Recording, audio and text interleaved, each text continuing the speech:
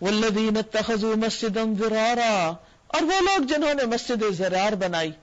نبی صلی اللہ علیہ وسلم جب مدینہ میں تشریف فرما تھے تو اس وقت ایک مسجد مدینہ کے اندر تھی جسے مسجد نبی کہا جاتا ہے، اور دوسری مسجد مدینہ کے مضافات میں باہر کے علاقے میں تھی جو مسجد قباء کہلاتی ہے. یہ دو مسجدیں مسلمانوں کی ضروریات کو بخیر و خوبی پورا کر رہی تھی.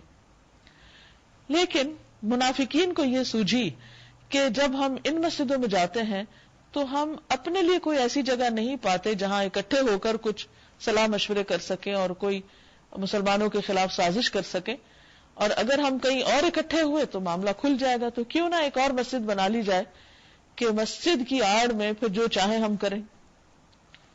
اللہ سبحانہ و تعالیٰ تو ان کی بدنیتی جانتا تھا. بہرحال وہ نبی صلی اللہ علیہ وسلم کے پاس آئے اور انہوں نے کچھ بہانے کیے اور کہا کہ کچھ معذور لوگ ہیں، کچھ بیمار ہیں، تو ہم ایک اور علاقے میں بھی مسجد بناتے ہیں. اب مسجد بنانا بظاہر ایک بہت نیکی کا کام ہے، لیکن اگر مسجد بنانے کے پیچھے بھی نیت اچھی نہیں، نیت خراب ہے، تو اس کا کوئی اجر و ثواب نہیں ہوگا، بلکہ الٹا وہ انسان کے لیے وبال جان بن جائے گی.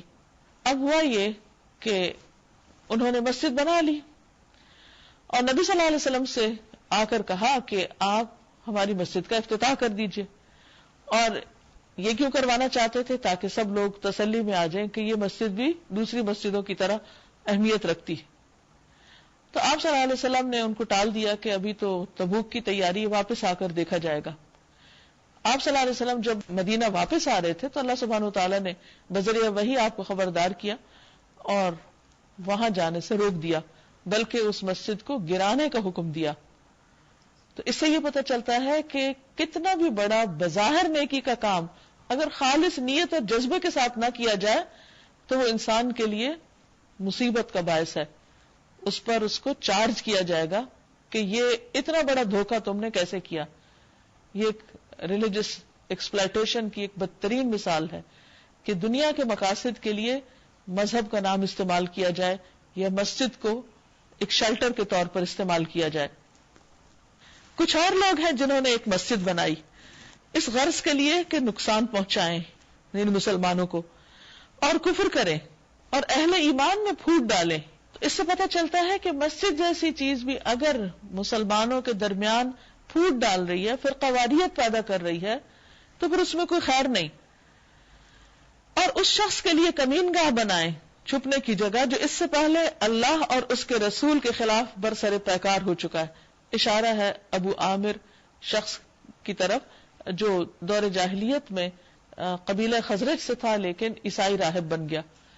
اس نے نبی صلی اللہ علیہ وسلم کی روز اول سے مخالفت کی اور ہر جنگ میں کسی نہ کسی طرح سازشیں کر کے آپ کو تکلیف پہنچاتا رہا. کہا جاتا ہے کہ جنگ احد میں ایک گڑھے میں آپ گر گئے تھے، وہ بھی اسی نے کھدوائے تھے. اور اسی طرح باقی بھی جنگ تبوک کے پیچھے بھی اس کا ایک بڑا ہاتھ تھا. اس نے جا کے رومیوں کے کان بھرے کہ یہ مسلمان جو ہیں یہ ایک بہت بڑا خطرہ ہے کل کے لیے، تو ان کا مقابلہ کرو. اسی وجہ سے آپ صلی اللہ علیہ وسلم کو پھر ان کے مقابلے کے لیے خود جانا پڑا.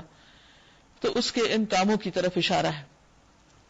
وہ ضرور قسمیں کھا کھا کر کہیں گے ہمارا ارادہ تو بھلائی کے سوا کسی دوسری چیز کا نہ تھا. تو قسمیں کھانے سے جھوٹ سچ نہیں ہو جایا کرتا. اللہ کو سب کی نیتیں پتہ ہوتی ہیں کہ کون کس جذبے اور کس ارادے سے کوئی کام کر رہا ہے. انسان بندوں کو تو دھوکہ دے سکتا، اللہ کو نہیں دے سکتا. مگر اللہ گواہ ہے کہ وہ قطعی جھوٹے ہیں، کوئی خیر کا ارادہ نہیں ہے. یہ سراسر مسجد کی آڑ میں مسلمانوں کو ایک اور طرح نقصان دینا چاہتے ہیں. تم ہرگز اس عمارت میں کھڑے نہ ہونا، آپ اس کا افتتاح نہیں کریں گے جو مسجد اول روز سے تقوی پر قائم کی گئی تھی، یعنی مسجد قباء. وہی اس کے لیے زیادہ موضوع ہے کہ تم عبادت کے لیے اس میں کھڑے ہو. یعنی مدینہ سے باہر ایک ہی مسجد کافی ہے. اس میں ایسے لوگ ہیں جو پاک رہنا پسند کرتے ہیں اور اللہ کو پاکیزگی اختیار کرنے والے ہی پسند ہیں، وہ اللہ کے محبوب ہیں. طہارت ایمان کا حصہ ہے. پاکیزگی اور صفائی چاہے جسمانی ہو یا روحانی ہو یا اخلاقی ہو یا عقائد میں ہو، کسی بھی طرح ہو، اللہ سبحانہ وتعالیٰ کو بندے سے مطلوب ہے.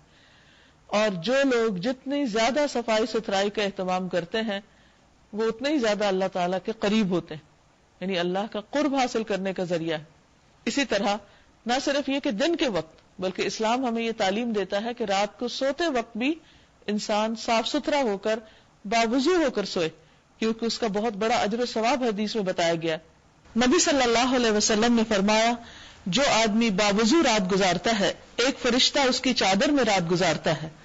جب بھی وہ بندہ رات کی کسی گھڑی میں بیدار ہوتا ہے تو فرشتہ کہتا ہے، اے اللہ اپنے فلاں بندے کو بخش دے، کیونکہ اس نے باوضو حالت میں رات گزاری ہے۔ یعنی اگر آغاز میں اس کا وضو تھا تو سونے کے وقت اس کو اللہ سبحانہ وتعالیٰ کی خصوصی رحمت نصیب ہوتی ہے۔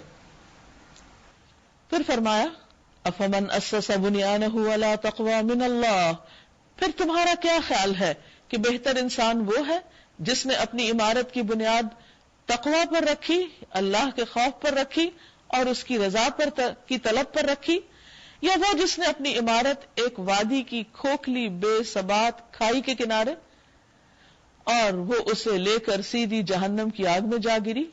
ایسے ظالم لوگوں کو اللہ کبھی سیدھی راہ نہیں دکھاتا۔ کہا یہ جاتا ہے کہ آپ صلی اللہ علیہ وسلم نے اللہ کے حکم سے مسجد کو گرانے کا حکم دے دیا، اور کہا یہ جا رہا ہے کہ وہ مسجد چونکہ اس کی بنیاد ہی درست نہیں تھی، تو جس چیز کی بنیاد نہ ہو، جو اندر سے کھوکھلی ہو، جس کے پیچھے نیت درست نہ ہو، تو اس کام کا انجام یہی ہے۔ اور لٹرلی کہا جاتا ہے کہ جب وہ گرائی گی تو اس کے اندر سے دھواں نکلتا ہوا نظر آتا تھا۔ تو یہاں فرمایا کہ وہ جہنم میں جا گری۔ ایسے سارے اعمال جو بظاہر بڑی بڑی عالیشان نیکیوں کی شکل میں ہو لیکن نیت درست نہ ہو اور طریقہ درست نہ ہو، تو چاہے وہ بظاہر کتنے بھی خوبصورت ہوں، ان کا انجام یہی ہے۔ یہ عمارت جو انہوں نے بنائی ہے ہمیشہ ان کے دلوں میں بے یقینی کی جڑ بنی رہے گی، جس سے نکلنے کی اب کوئی صورت نہیں، بجز اس کے کہ ان کے دل ہی پارا پارا ہو جائیں، یعنی فوت ہو جائیں۔ اللہ نہایت باخبر اور حکیم اور دانا ہے۔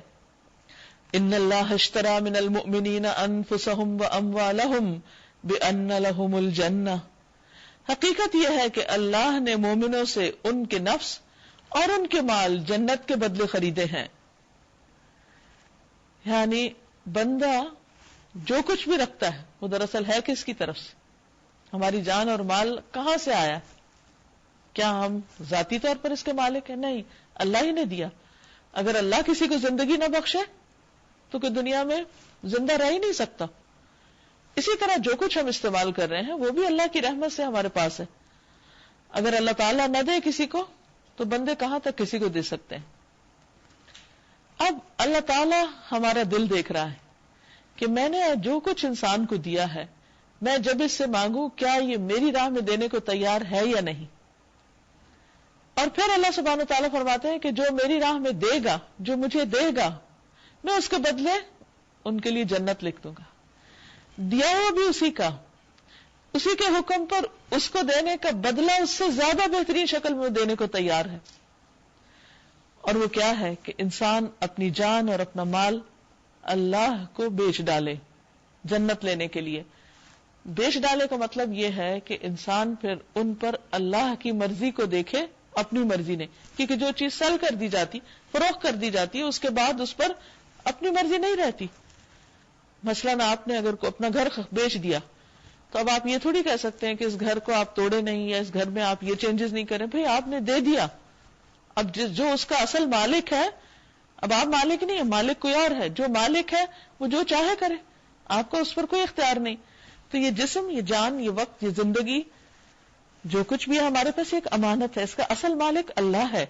اور جب بندہ یہ ڈیسائیڈ کر لیتا ہے کہ یہ سب کچھ میں نے اللہ کو دیا، تو پھر اس کے لیے اطاعت کرنا، فرما برداری کرنا، اچھے کام کرنا کچھ مشکل نہیں رہتا، کیونکہ اس کو معلوم ہے کہ سب کچھ بہت تھوڑے دن کے لیے میرے پاس، میرا مال ہو یا میرا وقت ہو یا میری جان، میری صلاحیتیں، زندگی، سب کچھ، حتیٰ کہ اولاد اور وسائل اور جو بھی اللہ نے نعمتیں دے رکھی ہوں، ہمیشہ انسان یہ سمجھے کہ یہ اللہ تعالیٰ کا ایک احسان ہے مجھ پر کہ اس نے مجھے ان سے اس دنیا میں اچھے کام کرنے کا ایک موقع دیا ہے۔